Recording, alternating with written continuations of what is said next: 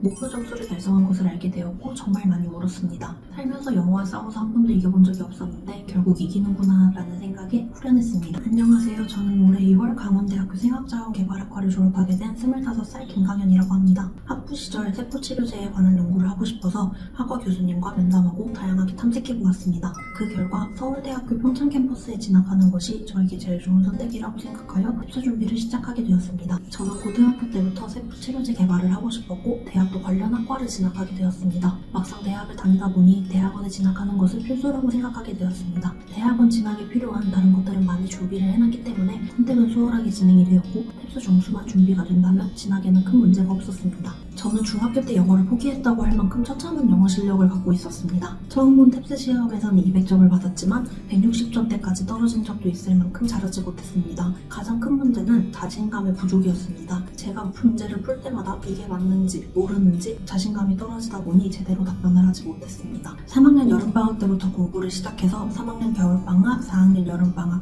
올해 6월까지 공부를 하게 되었습니다. 학기 중에는 실험과 실습, 프로젝트 등으로 인해 공부할 시간이 나지 않아 단어 정도만 보고 방학에는 대형 학원에 다녔습니다. 방학마다 학원까지 매일 왕복 3시간이 넘는 거리를 통학하게 되었습니다. 베이스가 없는 상태에서 무작정 학원을 가는 것은 학원을 다닌다는 안심을 만들어 주었고 수업을 따라가고 못 따라가고는 뒷전이 되게 되었습니다. 무엇이 문제인지도 모르고 시간 내에 풀어야 한다는 압박 속에서 풀이를 하다 보니 문제를 풀기보다는 많이 찍게 되었습니다. 그러다 보니 190점에서 250점대까지는 올랐지만 이마저도 학원을 다니지 않는 학기 중에는 다시 떨어지게 되었습니다. 그러다 보니 목표했던 300점에 도달하기에는 실력과 체력 모두 한계에 부딪히게 되었습니다. 처음에는 책을 선물 받아서 갖고 있었습니다. 그러다가 한계에 부딪혔을 때 인강이면 스터디 카페에서 보기도 편하고 괜찮지 않을까라는 생각을 하게 되었습니다. 다른 대형 학원으로 옮기는 것을 고려하다가 인강으로 학습하는 것이 여러모로 더 도움이 될 것 같아서 컨설탭스 인강을 선택하게 되었습니다. 컨설탭스로 공부를 하고 한 달 하고도 2주 만에 목표 점수에 도달하게 되었습니다. 컨설탭스로 공부하고 나서 푸는 문제 수는 줄었지만 한 문제 풀고 나서 리뷰하는 시간이 길어졌습니다. 컨설탭스에서 제공해준 327 커리큘럼을 따라하니 단어 암기를 포함해서 아무리 늦어도 7시간 안에 할 일을 다 끝낼 수 있게 되었습니다. 접점 도출과 오답 논리를 적는 것이 제일 많은 효과를 봤습니다.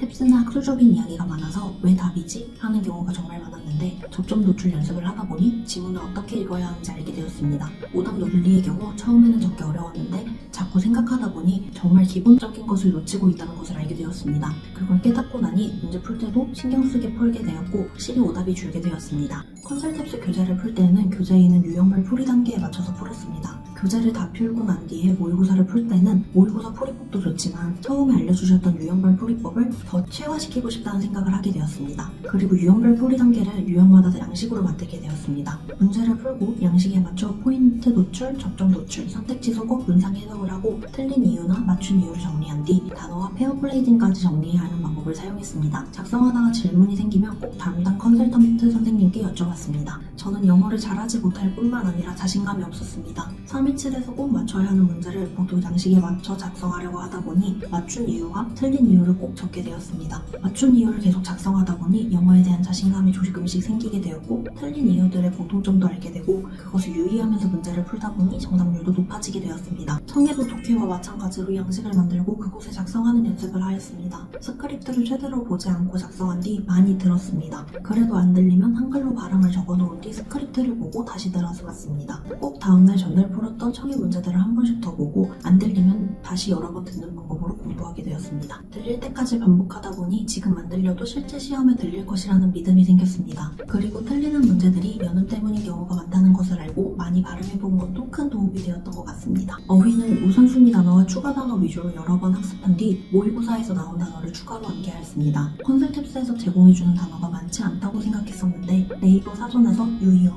반의어, 예문 해석과 함께 하다 보니 생각보다 많은 단어를 학습하게 되어서 부족하다는 생각은 전혀 하지 않았습니다. 시간을 맞춰서 문제를 푼 뒤 꼭 맞춰야 하는 문제 중 몇 문제를 틀렸는지 확인했습니다. 그 후 양식에 맞춰서 모든 문제를 리뷰하는 과정을 통해 한 모의고사당 2-3번 풀고 교정하는 과정을 거치게 되었습니다. 양식에 맞춰서 작성할 때 답안이 처음과 바뀌는 경우가 경우가 많았습니다. 그중 한 번도 답이 바뀌지 않고 맞춘 경우에 꼭 칭찬 도장을 찍어놨습니다. 이후 양식에 맞춰 작성한 것을 시험장에서 훑어볼 때 칭찬 도장을 보면서 자신감을 찾고 들어간 것이 정말 큰 도움이 되었습니다.